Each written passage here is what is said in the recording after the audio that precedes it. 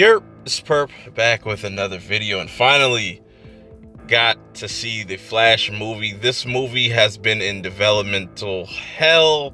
It's been forever since this movie was supposed to release back in 2018. That's the original release date, and I'm not even going to go into the whole backstory on that. That is a movie within itself. But this is starring Ezra Miller, and that's a whole nother movie that you can make about just the Ezra Miller controversy. I'm here to just talk about the movie. I just want to kind of give you my thoughts, not spoiling anything, because I know it's Thursday night as I'm recording this, so a lot of people haven't gotten to see this movie, and shame on people that are just going around spoiling. I am fortunate enough not to be spoiled on this movie. I muted all things Flash related.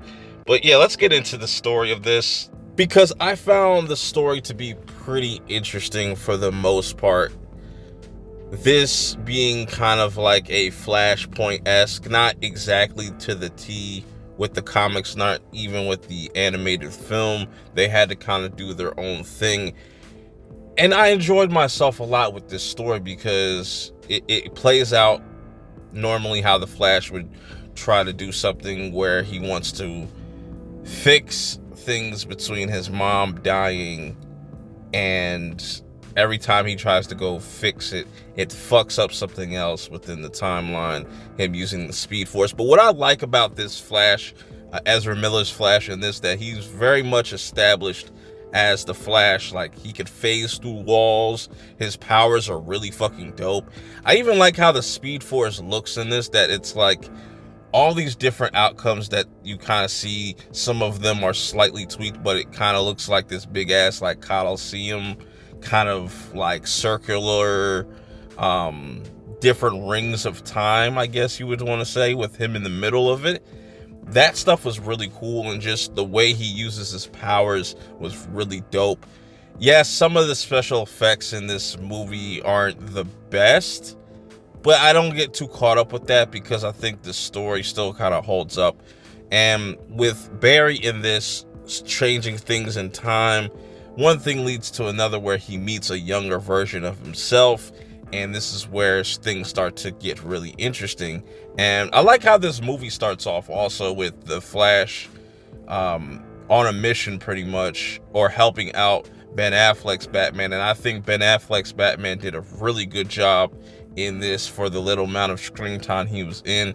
I think it was a good send-off to his character and his portrayal as Batman. Really one of the better Batmans and Bruce Wayne's, in my opinion. And how one event leads to another where he's able to kind of get into a universe or a timeline where his mom does exist, and this is where he comes across a younger version of himself that doesn't have the powers, but something ends up happening where Barry obviously loses his powers and ends up trying to get his powers back, or tries to figure out this situation that is going on because Zod is back. So he's in a timeline where superheroes do not exist. There's no Clark Kent, there's no Kal-El Superman, there's no Wonder Woman, there's no Aquaman. So shit is getting really spooky, and he has to rely on his younger self to kind of help him fix the mess that he has created. Also, you have a big bad villain that hasn't really been shown, I haven't really been spoiled on, but it's the ramifications of just everything that's kind of going on, and you're trying to figure out throughout the movie who this dark character is that's lurking within the Speed Force itself. And I thought that was really dope. I like the introduction of Michael Keaton's Batman in this, and also Supergirl, Sasha Kelly as Supergirl was really dope. I thought the way that she was kind of moving was very different from Clark. It wasn't as, stiff or anything like that. Not to say that's a bad thing, but she had kind of like a little bit more of a style. And Michael Keaton was probably one of the biggest highlights of this movie, and just the way he's this older Batman but still can move around and do a lot of cool ass shit. And another great send-off for his character, as well as the original Batman that we've seen on screen. That was really cool. It's kind of a shame that they didn't get Christian Bale here. Probably they wanted him to get in there, but he kind of probably turned it down. Who knows? I have no idea. But I like Barry's character and just what he kind of goes throughout this movie, where no matter what you do, you really can't change, the past. You gotta kind of just move on with your life and just protect the people that you know now. I like the whole theme of that, and also him being more serious, seeing his more obnoxious younger self. And I can see that being a negative for some people, but this is an alternate Barry, and this is a completely alternate type of timeline and story, so it kind of fits perfectly into what James Gunn is going to do with the DCEU. Even though he has nothing to do with this movie, it kind of stands on its own, but also is going to kind of tie in with everything going down the line with the future movies and whatever this new timeline ends up being. And there is a end credit scene at the very end of the credits and whatnot, and alludes to certain things.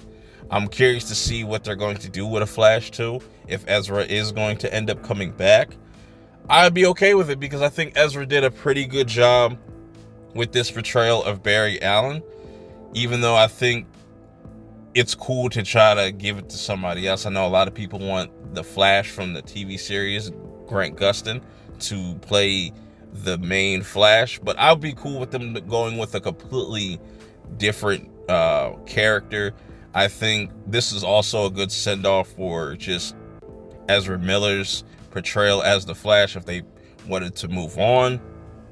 I think there's going to be people that are going to absolutely hate this film just to hate on it. Like I said, there are flaws in this movie. The special effects aren't like the best, but they aren't really the worst in my opinion. They didn't take me out of the movie at all, unless if you're really paying attention to it, then yeah, I could see it just being a kind of a downer for you. But it's nice to see finally Flash on the big screen, and now whatever they decide to do in the future, they can learn from this movie and we can get a better overall Flash film or a series of films down the line. I still like a lot of what went on in this movie, because I like that it wasn't afraid to just have fun, even took risks. Maybe those risks might not, it might rub people the wrong way, but to me, I thought this was a good way to kind of do a lot of send-offs to different characters and those different eras to kind of usher in this new DCEU. But overall, I had a fun time with this movie. I would definitely watch it again. If you have seen this movie, let me know your thoughts of it in the comments below. Till next time, I'll see y'all in the next one. Peace.